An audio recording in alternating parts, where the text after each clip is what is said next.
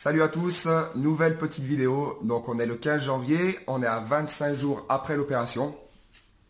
Donc je vous fais voir une petite vidéo. J'ai pas fait la vidéo avant parce que je trouvais pas indispensable de la faire.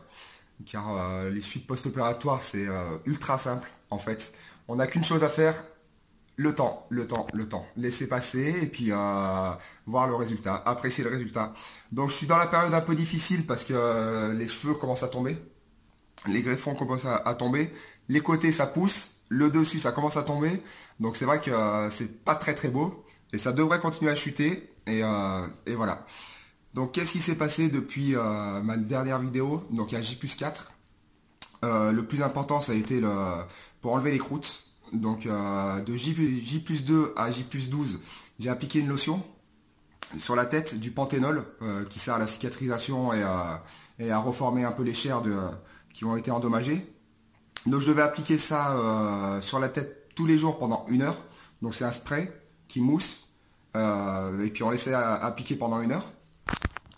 Donc on rinçait sans toucher les greffons.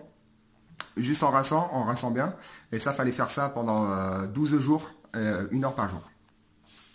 Donc au bout du 12e jour, j'ai pu commencer à masser un peu les croûtes.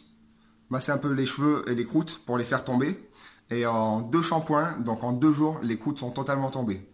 Il y avait un beau résultat. On le sentait. Donc là, j'ai toujours le crâne un peu anesthésié. Donc j'ai la sensibilité qui n'est pas revenue. Je suis un peu irrité aussi sur les côtés, sur la zone donneuse. Mais bon, on tient le bon bout et ça évolue bien. Donc voilà les résultats. Je vais essayer de vous faire voir du mieux possible. Donc on voit... Si je peux un peu zoomer. Donc on voit que ça commence à être un peu clairsemé. Mais bon, avec un bon résultat quand même. Très bien. Sur le côté, la zone donneuse, un peu encore rouge, un peu clairsemé. Mais bon, c'est très bon résultat. Là, et je vais essayer de vous faire voir derrière. Donc tout va bien. Tout se passe bien, il n'y a plus qu'à laisser faire, attendre. Comme je vous ai dit, donc les cheveux devraient tomber. On voit encore un peu des rougeurs sur la ligne frontale. Sur le dessus, j'ai le crâne qui n'a pas repris sa bonne texture, on va dire. C'est pas lisse, donc c'est en train de se reformer. Les chairs, c'est normal, hein. On vous a implanté des cheveux, on vous a fait... pour ma part, on m'a fait 4500 trous. Donc tant que ça se remette, il faudra un petit moment. J'ai contacté la personne qui s'occupe du suivi post-opératoire et qui m'a dit qu'il fallait bien aussi compter 2-3 mois pour que les chairs se referment, les rougeurs s'atténuent, etc. Donc on peut voir mes anciens cheveux qui sont un peu plus, qui ont poussé un peu plus vite. Donc sur le côté et sur le dessus, vous pouvez regarder la première vidéo. Donc j'avais un peu des cheveux au milieu là. On voit qu'ils poussent un peu plus vite. Et là qui commencent à pousser, mais qui vont aussi tomber. Donc voilà, c'est que du bonheur. Franchement, je vous le conseille à tous.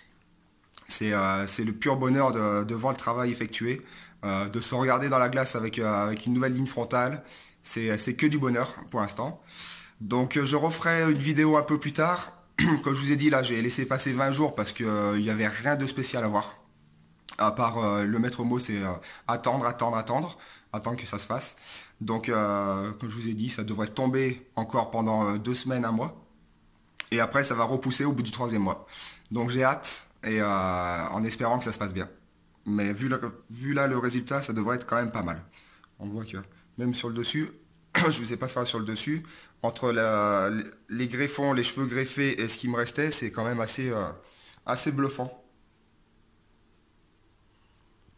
C'est vraiment parfait. C'est vraiment parfait. Donc voilà, n'hésitez pas si vous avez des questions, j'essaie d'y répondre du mieux possible. Et je vous dis à la prochaine pour une nouvelle vidéo.